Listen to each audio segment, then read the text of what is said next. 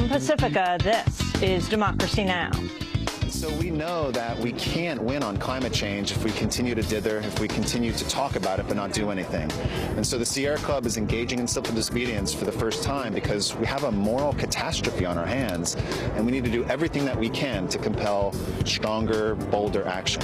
48 people are arrested outside the White House calling on President Obama to reject the Keystone XL tar sands pipeline. We'll speak with Sierra Club's Michael Brune and actress Daryl Hannah. Both were arrested Wednesday. Then to Bahrain, where a teenager has been shot dead by security forces as protesters mark the second anniversary of their pro-democracy uprising. And finally, 1 billion rising. I just want you to imagine today that when you dance, when you put your body on the ground, when you put your feet on the mother, when you move your hips, when you move your body, when you move your soul, that we are literally dancing up the will of the world to end violence against women and girls. We'll go to Congo to speak with Tony Award-winning playwright Eve Ensler, founder of 1 Billion Rising and V-Day. All that and more coming up. Welcome to Democracy Now!, democracynow.org, The War and Peace Report. I'm Amy Goodman. In Bahrain, a teenage boy has been killed by security forces during protests marking the second anniversary of the country's pro-democracy uprising. Opposition activists said Hussein al-Jaziri died from shotgun wounds. At least 87 people have died at the hands of security forces in the Gulf nations since 2011. Despite the crackdown, opposition protesters are flocking to the streets across the country. Bahrain is home to the U.S. Navy's Fifth Fleet and a close U.S. ally in the region. We'll have more on the protests later in the broadcast. In the United States, nearly 50 people were arrested Wednesday in front of the White House, calling on President Obama to reject the Keystone XL oil pipeline. The pipeline would deliver tar sands oil from Canada to refineries in Texas. But critics who've joined a mounting campaign of civil disobedience say it will bring climate disaster. On Tuesday, a group of protesters, including leading scientists, activists, and celebrities, sat down and refused to move. Some zip-tied themselves to a fence. Those arrested included environmentalist Bill McKibben, actress Daryl Hannah, NASA climate scientist James Hansen, lawyer Robert F. Kennedy Jr., and civil rights leader, former chair of the NAACP, Julian Bond. The protest was a landmark for the Sierra Club environmental group after its board endorsed an act of civil disobedience for the first time in its 120-year history. Director Michael Brune was among those arrested. And so we know that we can't win on climate change if we continue to dither, if we continue to talk about it but not do anything. And so the Sierra Club is engaging in civil disobedience for the first time because we have a moral catastrophe on our hands, and we need to do everything that we can to compel stronger, bolder action. We'll be joined by the Sierra Club president and actress Daryl Hannah after headlines. President Obama's pick for Treasury Secretary faced questions over his Wall Street past at a Senate confirmation hearing Wednesday. Jack Lew defended the bonus of nearly $1 million he received while working at Citigroup just a few months after the bank got a taxpayer bailout worth billions. He was also questioned about his investment of tens of thousands of dollars in a Citigroup fund listed at a building in the Cayman Islands that Obama himself has referred to as, quote, the largest tax scam in the world. While at Citigroup, Jack Lew oversaw a unit that reportedly profited off the housing crisis by investing in a hedge fund which bet in favor of the collapse. Among those to question Jack Lew was Republican Senator Orrin Hatch of Utah.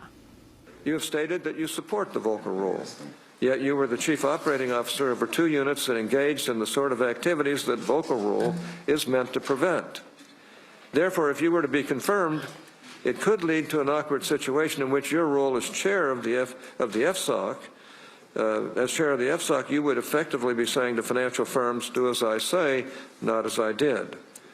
I was not in the business of making investment decisions. I was certainly aware of things that were going on. I was working in a financial institution. I learned a great deal about the financial products, but I wasn't designing them and I wasn't opining on them. Jack Lew served as Obama's chief of staff before being nominated for the post of Treasury Secretary. The Senate Intelligence Committee has announced it's delaying a vote on whether to confirm John Brennan as CIA director as it waits for more information on the drone program he's orchestrated. On Wednesday, committee chair Dianne Feinstein reiterated a demand to see all 9 classified Justice Department memos on the supposed legal basis for targeted killings of U.S. citizens.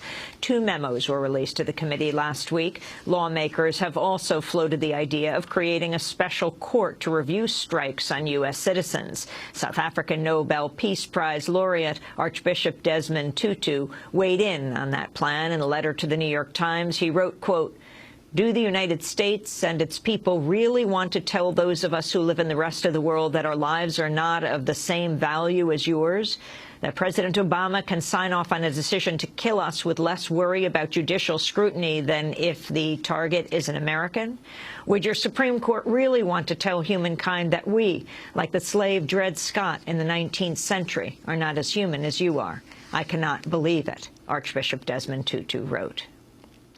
Meanwhile, in New York, 9 people were arrested Wednesday after blocking the gate of a base where drones are operated remotely.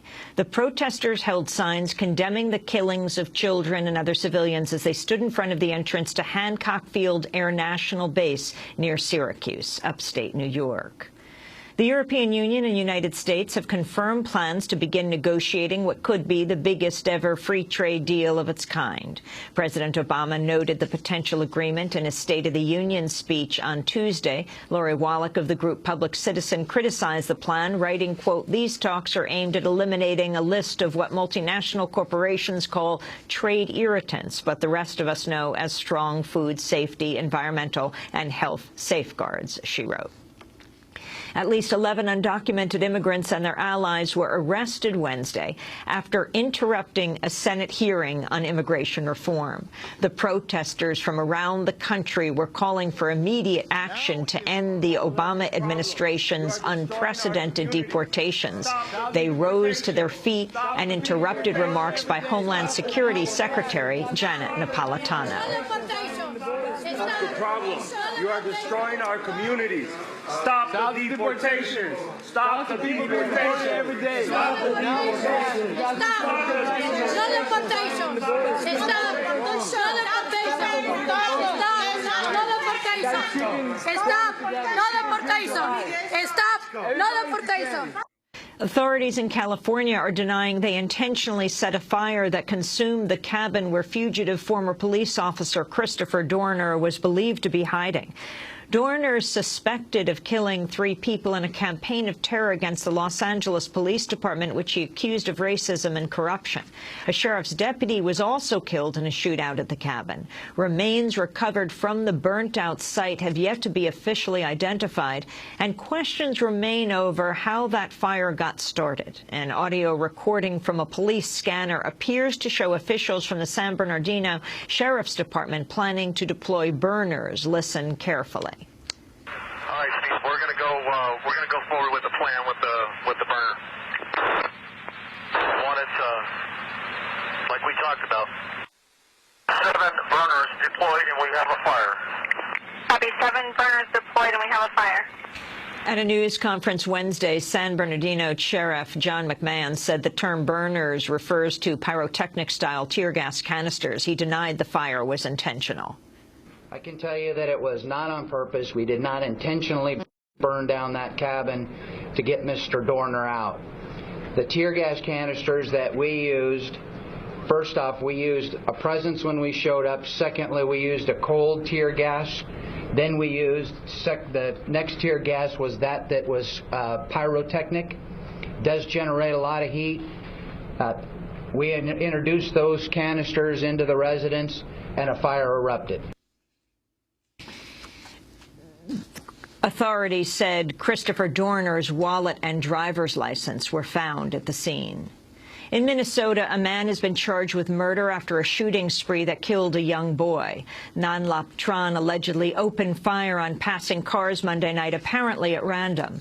9-year-old Devin Ariel died after he was shot in the head while riding in his mother's minivan. His mother and a woman in another car were both injured. Meanwhile, in Maryland, 2 people are dead after a University of Maryland student shot his roommate and then took his own life. The gunman had been arguing with his roommates when he brandished a gun and opened fire. The 3rd roommate survived and is expected to recover from his injuries. People around the world are rising up and taking to the streets to dance on this Valentine's Day. Their actions are part of a global movement to end rape and sexual violence called 1 Billion Rising, launched by Tony Award-winning playwright Eve Ensler, creator of the Vagina Monologues. Actions have already been held in Afghanistan, Indonesia, Nepal, India, Taiwan, Australia, New Zealand, Sudan, and more. Here are some of the voices of those who danced in the Philippines. Dance is really an action that can free women, that can also collectively bring us together. And because when you think of women being raped or beaten, yung body nila, yung katawan nila, yun ang nagiging prison nila.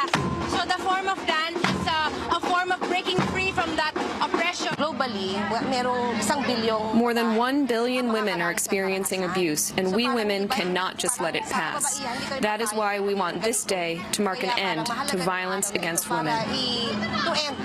Among those to voice solidarity with 1 Billion Rising is Anushka Shankar, the daughter of the legendary sitar player Ravi Shankar, a musician herself and half-sister of singer Norah Jones. She told her own story. As a child, I suffered sexual and emotional abuse for several years at the hands of a man my parents trusted implicitly. Growing up, like most women I know, I suffered various forms of groping, touching, verbal abuse, and other things I didn't know how to deal with. I didn't know I could change. And as a woman, I find I'm frequently living in fear. Afraid to walk alone at night, afraid to answer a man who asks for the time, afraid I'm going to be judged or treated in ways based on the way I might choose to dress or the makeup I might choose to wear. And, you know, enough is enough. I'm rising. World-renowned sitar player Anushka Shankar. Today's Global Day of Activism Against Violence Against Women and Girls dawned with the news Paralympic champion Oscar Pistorius has been charged with murdering his girlfriend. Model Riva Steenkamp was shot and killed at the athlete's home early this morning. A police spokeswoman said neighbors heard shouting and police had previously been called to the home for domestic issues. Pistorius became a global phenomenon as the first double amputee to run in the Olympics. Every day around the world, 3 women are murdered by their intimate partners. We'll be speaking with Eve Ensler, founder of V-Day and 1 Billion Rising in the Congo, later in the broadcast. The Indian activist Sankaralingam Jagannathan has died at the age of 100. He was a lifelong advocate for social justice and the landless poor. In 2008, he and his wife won the Right Livelihood Award, known as the Alternative Nobel. His wife, Krishnamal, he died on Tuesday in southern India. They walked with Mahatma Gandhi. And those are some of the headlines. This is Democracy Now!, democracynow.org, The War and Peace Report. I'm Amy Goodman. And I'm Juan Gonzalez. Welcome to all of our listeners and viewers around the country and around the world. Thanks so much for watching this report from Democracy Now!, your daily independent global news hour. We don't accept advertising or corporate funding, but rather rely on donations from viewers like you. Please make your contribution by visiting democracynow.org. We need your support today to keep bringing you this hard-hitting, in-depth reporting.